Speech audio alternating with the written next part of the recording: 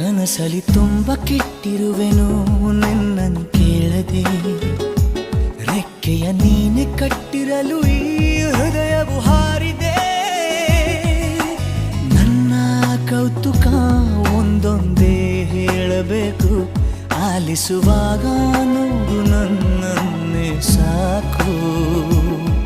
ಸಹವಾಸ ದೋಷದಿಂದ ಸರಿ ಹೋಗಬಹುದೇ ನಾನು, ನನಗಾಗಿಯೇ ಕಾದಿಟ್ಟುಕೋ ಹಠವೊಂದನು. ಕೆಳಗುವ ಮುನ್ನವೇ ಪರವಶನಾದೆನು, ಅರಿಯುವ ಮುನ್ನವೇ ಪರಿಚಿತನಾಗಲಿ ಹೇಗೆ ಪ್ರಣಯಕ್ಕೂ ಮುನ್ನವೇ.